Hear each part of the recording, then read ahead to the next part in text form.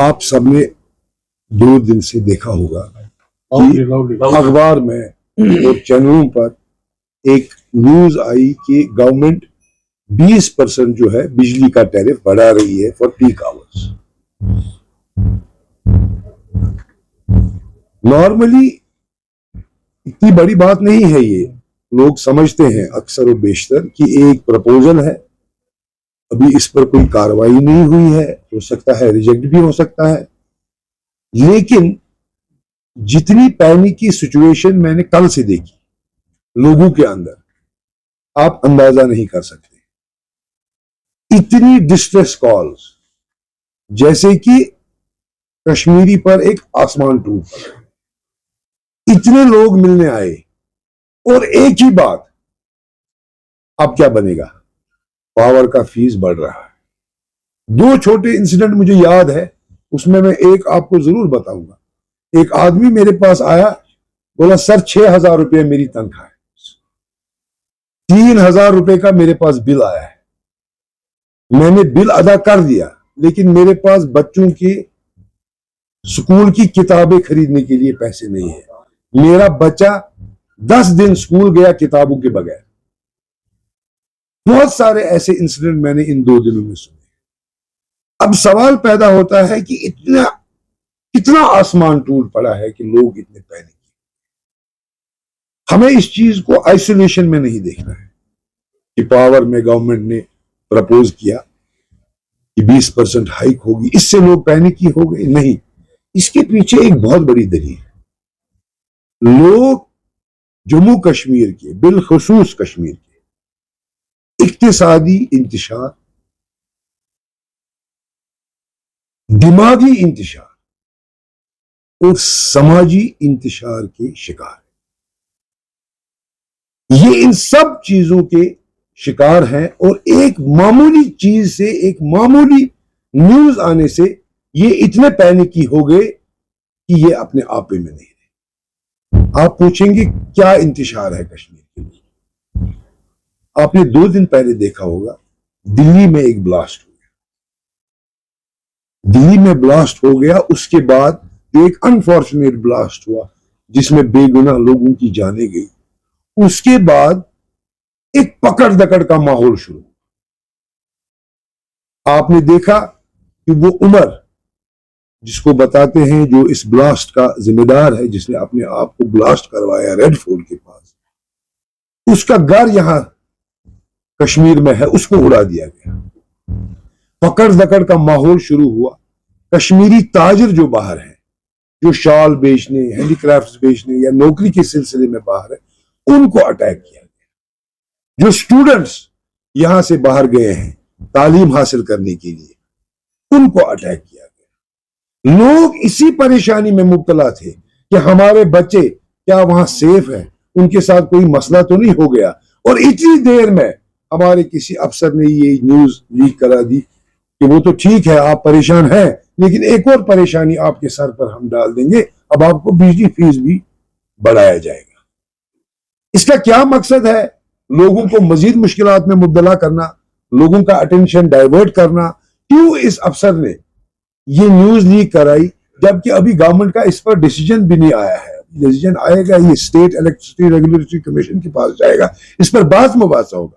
मगर मसला ये है कि लोगों को किस तरह इंतशार में मुब्तला किया जा रहा है, ये हमें समझने की जरूरत है। आपको याद होगा अप्रैल 22 पहलगाम का एक अनफॉर्चुनेट इंसिडेंट होता है।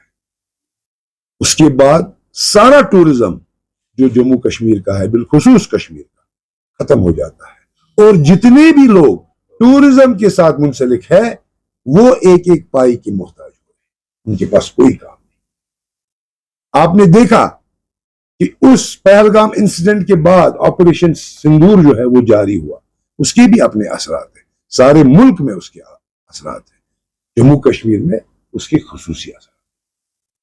उसके बाद आपने देखा नेशनल हाईवे का एक मसला आया, जहां हमारे फ्रूट ग्रोवर्स का फ्रूट बाहर जा रहा था। तकरीबन 1.5 महीने के लिए ये रास्ता बंद रहा।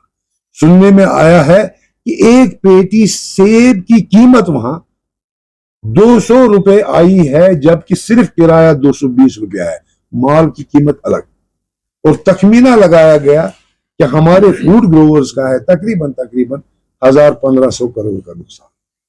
पूरे साल की कमाई, पूरे साल की मेहनत हाईवे के बंद होने की वजह से उनके ऊपर नुकसान, आमदनी सारी खत्म। आप देख रहे हैं कि जितने भी सप्लाई, जितने भी कॉन्ट्रैक्ट्स जम्मू कश्मीर में हैं, आपको मालूम है, आप मीडिया से ताल्लुक रखते हैं, सारे कॉन्ट्रैक्ट जो है, सारे सप्लाई जो है आउटसाइड द स्टेट जा रहे हैं, वही ले रहे हैं। यहाँ का कोई कम्पीट ही नहीं कर पा रहा है। नतीजा जम्मू कश्मीर और बिलखुसूस कश्मीर के लोगों की आमदनी खत्म। आपने देखा होगा हर रोज अखबार पर एक कश्मीरी के घर जो है उसकी नीलामी का इश्तिहार छपता है। हर रोज आप देखेंगे, आप अखबार वाले हैं, सुबह अखबार खोलिए, किसी न किसी कश्मीरी के मकान का नीलामी का इश्तिहार होगा। और कितने ही कश्मीरी लोगों को घरों से जो है निकाल दिया है, इसलिए क्योंकि उन्होंने बैंक से कर्जा लिया है, उनकी अदायगी नहीं हो सकी, क्योंकि यहाँ पर काम नहीं है, क्योंकि यहाँ पर आमदनी नहीं है। लेकिन कानून ये कहता है कि उसको उसके मकान से बेदखल करना है। पूरे हिंदुस्तान में 11 लाख करोड़ लोगों के माफ किए गए हैं आज तक, इन 10 सालों में 11 लाख करोड़। जम्मू कश्मीर में ये 2-4 हजार करोड़ का मसला है, बड़ा मसला नहीं है। लेकिन इन 2-4 हजार करोड़ के लिए इस कश्मीरी की प्रॉपर्टी को नीलाम किया जाता है, इसको बेघर किया जाता है। ये 2 मापदंड क्यों है? परसों मैं सुन रहा था असेंबली में, कुछ एमएलए की तनख्वाह बढ़ाने की बात कर रहे थे। 1.5 लाख वो लेते हैं और कुछ प्रपोजल आया कि अब इसको डबल करेंगे। एक एमएलए साहब ने तो कहा हमारी तनख्वाह 5 लाख कर दीजिए। हमें इसमें कोई एतराज नहीं है। लेकिन जो ये आदमी मुझे कल फोन कर रहा था, जिसने कहा मेरी आमदनी 6,000 है, इसकी आमदनी को 15,000 बनाने के लिए क्या हमारे पास कोई प्रपोजल है, ताकि अपना बिजली फीस अदा कर सके, ताकि इसको बिजली चोर न बताया जाए, इसको लैंड ग्रैबर न बताया जाए, इसके ऊपर ये इल्जाम जो है ये तराशे न जाए।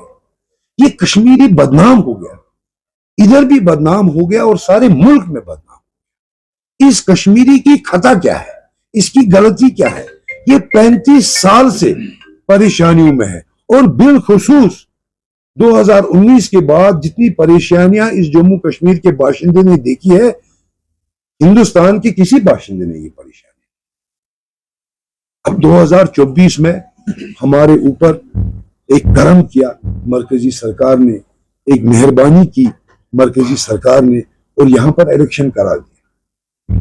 और लोग निकले, जोग दर जोग लोग निकले और उन्होंने वोट किया, इस गवर्नमेंट को वोट किया, 50 एमएलए को वोट किया, उमर साहब को इक्तदार में लाया कि हुकूमत बने, हमारी हुकूमत बने और हमें नजात मिले उन मुश्किलात से, उन परेशानियों से जो पिछले 40 साल से ये देख रहे हैं। और बिलखुसूस 2019 के बाद जो बुलडोजर राज चला, जो लोगों को बेदखल किया गया, जो लोगों के ऊपर बिजली फीस और बाकी चीजों की जो है बौछार की गई, इससे लोग रिलीफ चाहते थे। लोग ये चाहते थे कि जिस तरह हिंदुस्तान के बाकी लोगों के लिए मरकजी सरकार, स्टेट गवर्नमेंट आगे आती है, सबसे कम बिजली फीस हिंदुस्तान में तमिलनाडु में है, छत्तीसगढ़ में। ये हमारा वहम है कि जम्मू कश्मीर में सबसे कम बिजली फीस है, नहीं, बाकी स्टेटों में। आपने रिसेंटली बिहार इलेक्शन देखा, बिहार इलेक्शन में भाजपा ने जीत हासिल की, 40,000 करोड़ रुपया बिहार के लोगों को दिया गया एक स्कीम के तहत। चाहे इससे उनने इलेक्शन जीता, उसका क्या हुआ मुझे वहां नहीं जाना है, लेकिन 40,000 करोड़ रुपया बिहार के लोगों को मिला। जम्मू कश्मीर के लोगों को क्या मिलता है? जम्मू कश्मीर के लोगों को चोर का लेबल मिलता है, लैंड ग्रैबर का लेबल मिलता है। हम जब भी कोई बात करते हैं एज एन अपोजिशन, मैंने देखा है हमारी बरसरे इख्तिदार पार्टी जो है एनसी, वो इसको गलत तरीके में लेती है, वहां से इल्जाम तराशी करती है। बाखुदा हमारा एक ही मकसद है कि लोग बहुत परेशानियों में मुब्तला है और लोगों के लिए कुछ किया जाए और लोगों को इन परेशानियों से जो है निकाला जाए।